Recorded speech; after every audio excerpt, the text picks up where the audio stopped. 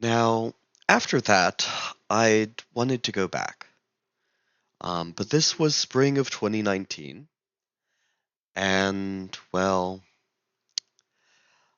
a little thing called COVID hit. So there I was planning to enter four-year university. At the time, I was in the two-year type. Um, and then, boom, shut down. All right, I guess I'm waiting. So in the meantime, I study Japanese. I keep my studies up. I learn a bit more about the culture. I watch YouTube videos abroad in Japan. Um, I look into the more dark side of things too. Just be safe, right? So finally, things open up, and I don't really have the money for a university in Japan, and never really lived apart from my parents either. So I say, okay, we've got a cheap four-year university nearby. It's one of the best in the state. Let's go there. Maybe I can study abroad. And so I enter their program and keep studying Japanese, and what do you know? Study abroad is required for my major. So I'm given this list of lots of universities, and I choose five because we can't choose the one university we're studying at. We choose five, and they put us at the university based on priority and what the universities want. And I'm looking at this and saying, ooh, Okinawa. I'm not really interested in Okinawan culture, but I'll never make it there otherwise, I probably spend all my time in mainland Japan traveling. There's no end to the cool stuff there. Why don't we spend a year in Okinawa? And so I put at two of the top spots University of the Ryukyus, number one in English, number two in Japanese. And lo and behold, there I am, University of Ryukyus. So I land in 2022. First thing I see is the beautiful ocean. Taxi drivers are friendly. Everyone welcomes me great. I can kind of understand what's being said because I've studied Japanese this whole time. Wonderful, right? And it's not Japan really, but it's Okinawa. So I spend the entire time there studying Japanese, learning karate, and studying a lesser known martial art known as Motobu Dondi. And, well, before I know it, the year has passed me by. There were lots of struggles. I learned a lot of things, but I had to go back to America. So I go back to America, and I can feel my heart breaking. We land, and I have to move into my university dorms. And as soon as I move into my university dorms, I start coughing. Okay, well, let's just force our way through it. Pneumonia. Pneumonia for 3 months straight. I had to take about a month and a half of my classes that semester online instead of in person when they were in person classes. And that was from heartbreak. But fine, sure. I made a pretty good GPA, regardless. Kept up my martial arts practice. And then we moved into the next semester. And I scheduled it so I'd only need a year between coming back to America and graduating and going back to Japan. Perfect, right? Well, that second semester was a 19 credit semester with two capstone courses. Um, it was a doozy, but I got through it. And before I leave for Japan, I want to take my level 7 Black Sash of Wing Chun, which my Sifu compares to a third degree black belt. So we're ramping up for this black belt test. I'm scheduled to leave in March, right? And so we're like, okay, we need to prep for the black belt test, right? And we need to get ready for finals in university. And then during finals week, I'm cooking in the kitchen. I'm like, woo, let's go. And this can just doesn't want to open. And this was a foundational moment of the rest of my life here. Because this was the first time I ever lost a fight. A real fight. With death on the line.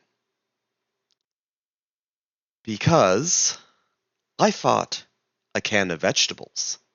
And the can won. I thought, oh, I do iron palm. I'm so strong. This can lid isn't sharp. There's only a little bit left. I can just rip it right off, right? And so I do.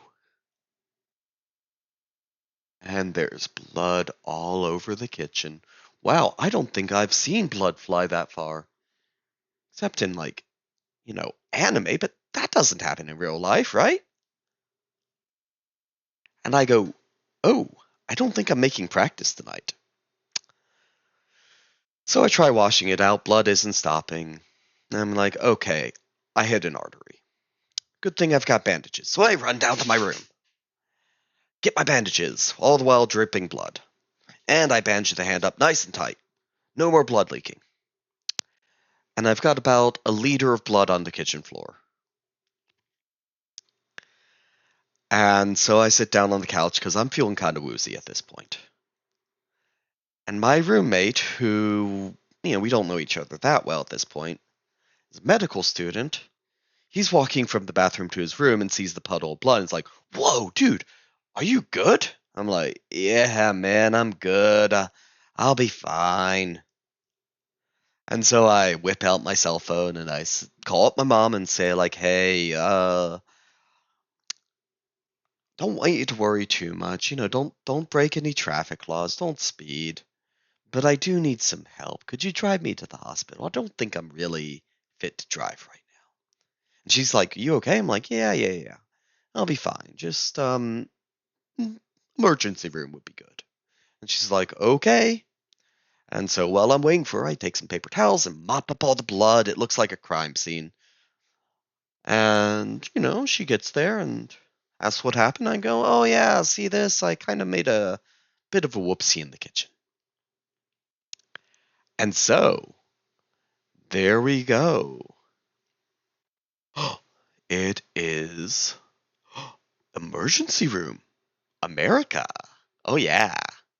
So we roll on in and they're like, you think you cut an artery? And I'm like, yep. Okay, we're going to need to get you seen prompt. Stat. You can't feel your thumb, right? I'm like, yep. And they're like, okay, who wrapped it? I did. And they're like, okay, doctor will see you as soon as possible. 6 hours later. My hand is growing cold. I'm sitting there in the waiting room and I'm like, okay, this is ridiculous. This is going to do some serious damage to my hand if it goes on any further, right?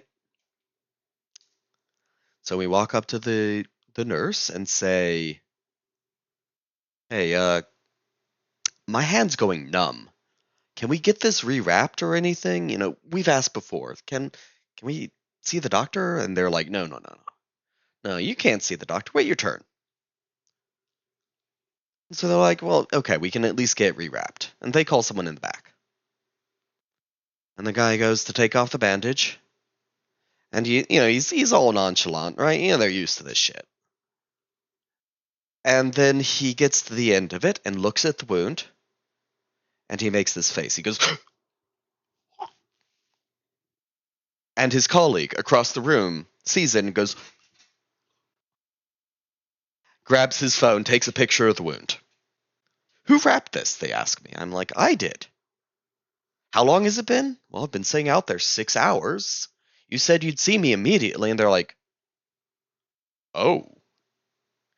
And so, within 30 minutes, I'm seen by a doctor. I get it stitched up. Turns out I severed a nerve and an artery. I haven't taken my 3rd-degree black belt test yet.